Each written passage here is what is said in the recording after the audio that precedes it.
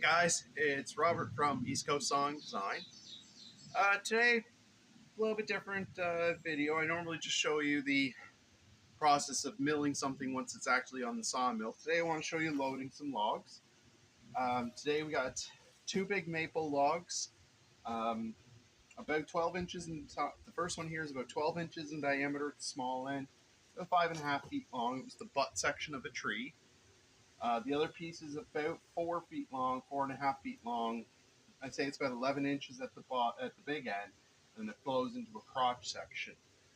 Both these will be cut up for live edge slabs. The big one's going to be cut into 1 7/8 ish, 2 inches ish live edge slabs, and the other one's going to be cut into 1.25 inches. To show you some of the ways I load my logs onto my mill. If they're smaller, I just usually manhandle them.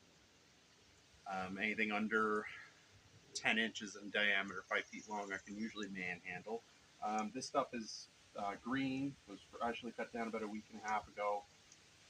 So it's a little bit on the heavier side for manhandling. So I'll show you how I roll my setup for rolling the logs onto the mill. Kind of a important safety note.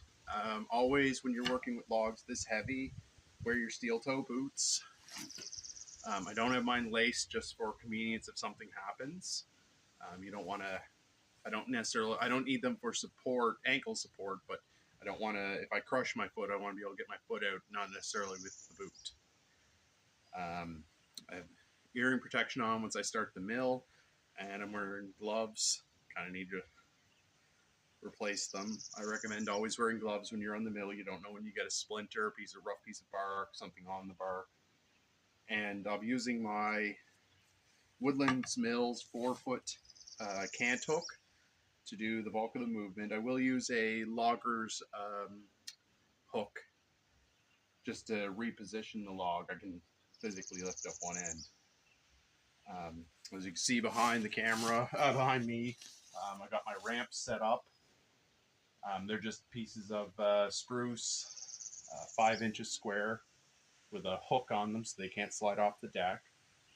Whenever you want to roll your logs up onto your mill, you want to make sure your log dogs are lifted up so you don't roll it over the other side of the mill. Something this big would be very hard to get out of my sawdust run. And I'll show you how I do it.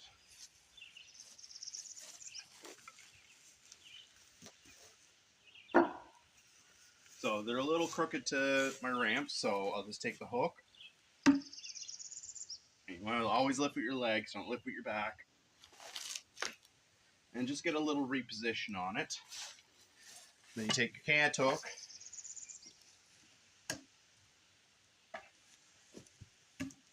Get it into the meat of your log and just roll. This Woodlands Mill cant hook is really good. It's got a lot of bite for its size. 4 foot, it's not necessarily the best for the really big logs, but I've never had a log I couldn't roll with it. I know a lot of people prefer the 5-foot style. The only disadvantage of a cant hook bites in really good because the hook at the top will also bite. But you can't spike it in the ground and it'll stand up on its own like a peavey.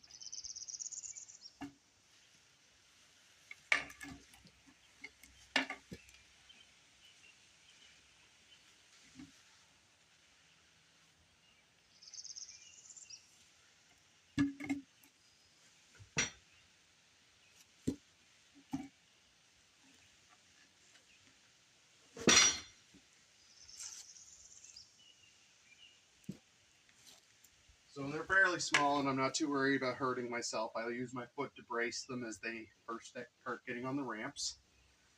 When I get a little higher, it's just my leg doing the bracing. So the only worry is the roll, but at this point that's not a big deal.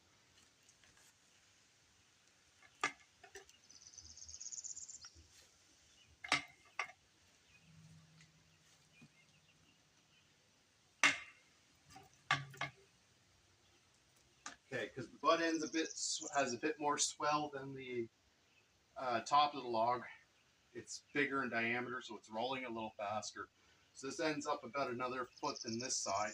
Plus I want to kick it up a little bit of difference so it kind of scoots that down the mill deck. So what I'm going to do is I'm going to hold this end with the cant hook. I'm going to grab the butt. I'm just going to slide it down the ramp a little bit.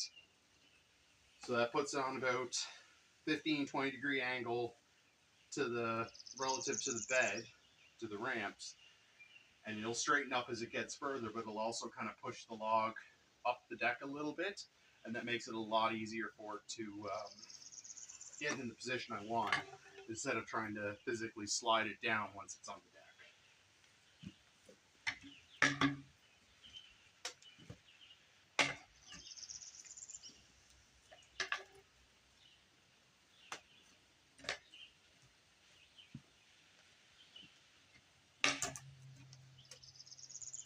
Okay, so usually once I get to about this point, I don't need to worry about using the cant hook. If the log's got any irregular flat spots, as you can see, it's just sitting there on its own.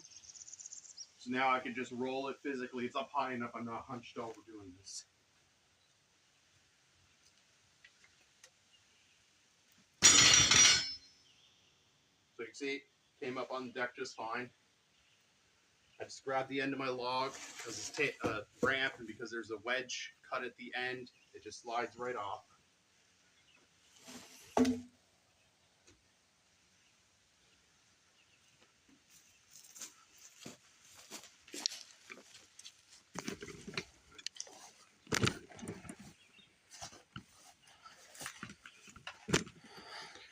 Okay, so our log's up on the mill deck. Typically, I like to have the head end of my log up the front and the butt down the back. Typically, because I like working with the taper, but in this case, it was just too big to spin around. I'm not too upset about that. So we get you in for a closer look.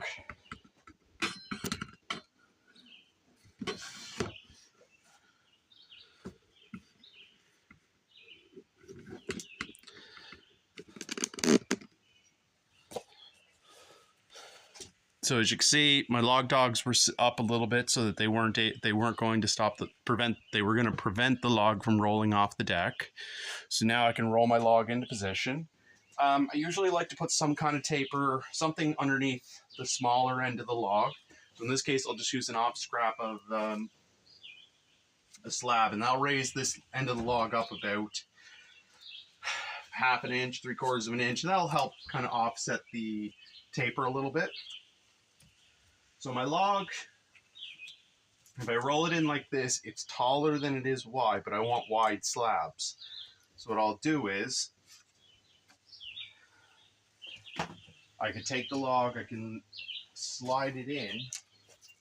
You can use your cant hook for this. You can use, if you got a pry bar, you can use that. So just drive your cant hook into the ground, step on the end if you need a bit more leverage, and just slide the log over.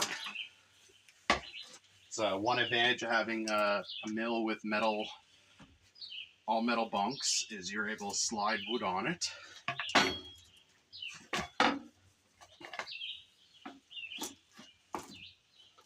So there, our log's now in about the orientation I want to saw in. So, but I still want to put that bit of height difference in the smaller end. So I'll just roll the log back a little bit out of the way, put my height shim in, and there, she's right up against the log dogs. It isn't going anywhere. So now I set my locking dog. So my mill has a cam style locking dog. If I turn the handle this way, it's less bite, and if I turn it this way, it's more bite. So less bite is when you're on a square cant, so you're not digging in, but you get very good retention. More bite is when you're cutting into bark. So I just bring it up to about halfway up the log. I usually want to be in the middle of the curve. So then I adjust the in and out position. And I lock it in, it's not going anywhere. So now we're all set up for milling this piece of maple. Again, it's about 12 inches wide, so it's a substantial slabs. So we'll get going.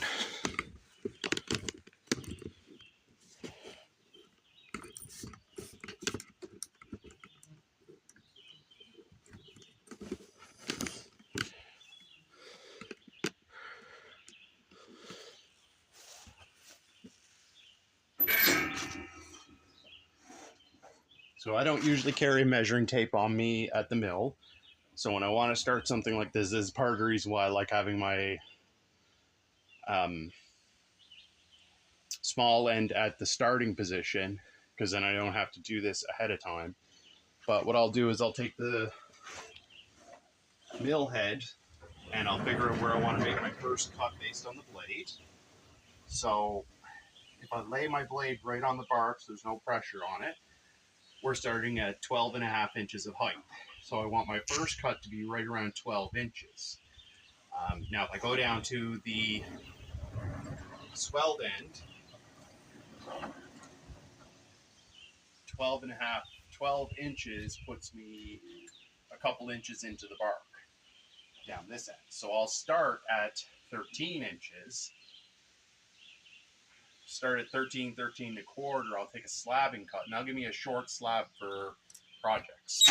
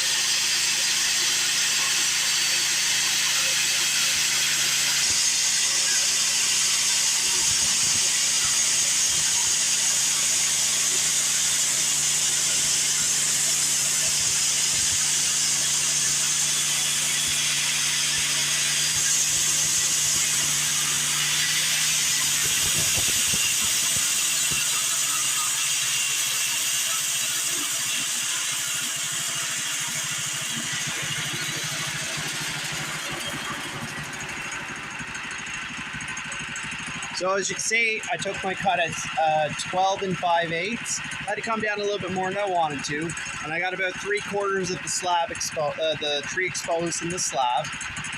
I'm going to take a 1 1/4 cut from this, and that'll be my first major cut off this log.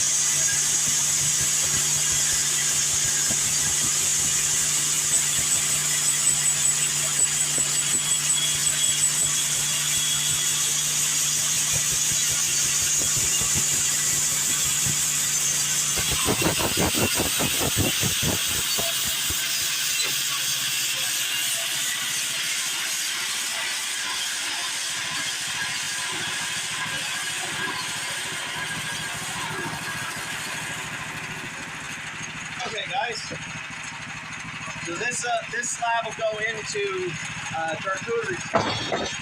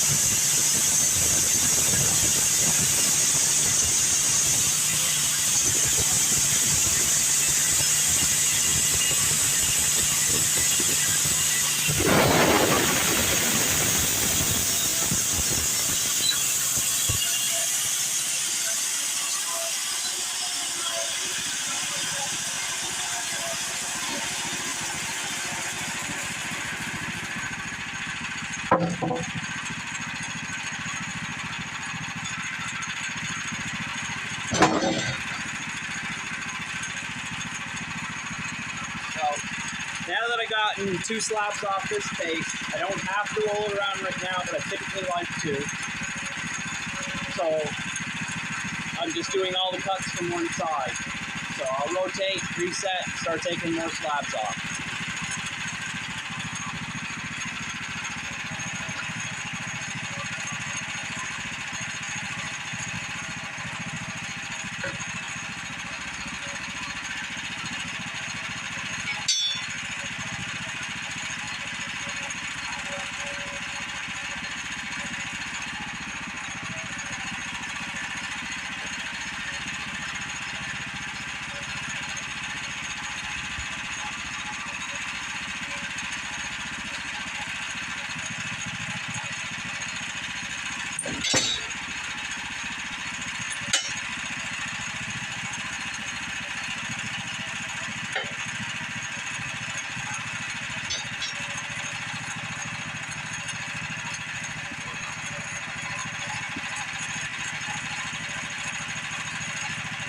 So on the other side of the log, I got the log dogs as far down as they'll go.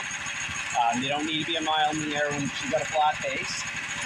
And when I'm going to lock the log down, the shear weight should keep it still.